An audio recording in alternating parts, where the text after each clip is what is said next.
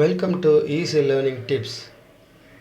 இந்த வீடியோவில் states of water, அதாவது நீரின் நிலைகளை பற்றி நாம் தெரிந்து கொள்ளப் போகிறோம். நம் அன்றாடம் பயன்படுத்தும் நீரானது எந்தெந்த நிலைகளில் இருக்கிறது என்பதை இந்த காணொலியில் நம்ம பார்த்து தெரிஞ்சுக்கலாம். நீரின் நிலைகள் என்பது நீர் வெப்பநிலையின்படி எவ்வாறு மாறுகின்றது என்பதை குறிக்கும். நீர் 3 முக்கிய நிலைகளில் காணப்படுகிறது.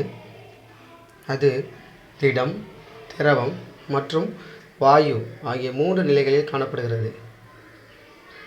இதுதான் திடநிலை, பனிக்கட்டி என்று சொல்லுவோம். இது திடநிலை. இது திரவநிலை.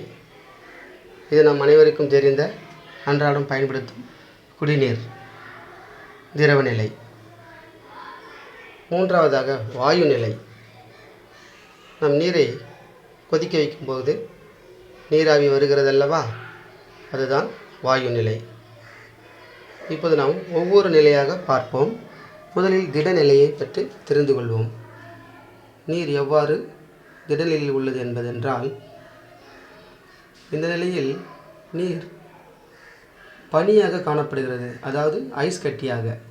வெப்பநிலை 0 டிகிரி செல்சியஸுக்கு கீழே இருக்கும்போது நீர் திடப்பொருளாக மாறுகிறது.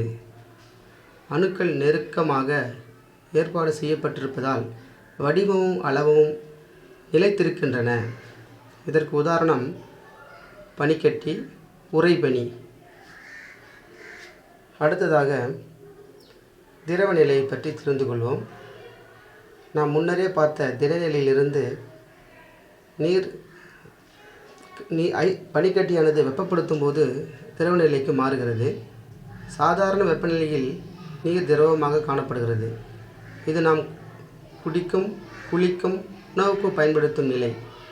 அணுக்கள் சற்று சுதந்திரமாக இயக்கப்படும். வடிவம் மாறக்கூடியது, ஆனால் பருமன் நிலையானது. உதாரணமாக நாம் பயன்படுத்தும் குடிநீர், குளத்தில் உள்ள நீர், நதியில் ஓடும் நீர் ஆகியவை திரவநிலைக்கு எடுத்துக்காட்டுகள். மூன்றாவதாக நாம் பார்க்க போவது வாயு நிலை. நீரை நாம் வெப்பப்படுத்தும் போது அது வாயுவாக மாற்றமடைகிறது, கேசியஸ் ஸ்டேட். நீர் 100 டிகிரி செல்சியஸ் வெப்பநிலைக்கு மேல் சென்றால் நீராவியாக, ஸ்டீம் அல்லது வாட்டர் வேப்பராக மாறும். இதன் அணுக்கள் மிகுந்த வேகத்தில் நகரும். இடைவெளி அதிகம் இருக்கும். வடிவமும் பருமனும் நிலைக்காதவை. இது எங்கு வேண்டுமானாலும் பரவலாம். வாயு நிலைக்கு உதாரணம் குக்கரில் வரும் நீராவி. மேலும் நாம் காண்பது நீரின் சிறப்பு.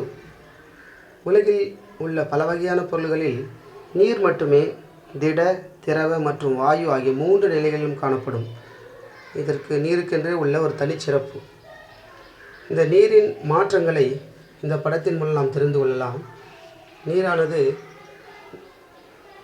திடநிலையிலிருந்து வெப்பப்படுத்தும் போது திரவமாகவும், திரவநிலையிலிருந்து வெப்பப்படுத்தும் போது வாயுவாகவும், வாயு நிலையிலிருந்து குளிர்விக்கப்படும் போது மீண்டும் திடப்பொருளாகவும் மாறுகிறது. இந்த படத்தை பார்த்தால் உங்களுக்கே தெரியும் நீர் எவ்வாறு 3 நிலைகளிலும் மாற்றமடைகிறது என்பது. இந்த படத்தில் நீருடைய 3 நிலைகளையும் அதனுடைய சுழற்சியாக கொடுக்கப்பட்டுள்ளது. இந்த படத்தில் நீரில் 3 நிலைகள் எவ்வாறு மாற்றமடைகின்றன என்பது கொடுக்கப்பட்டுள்ளது. நன்றி.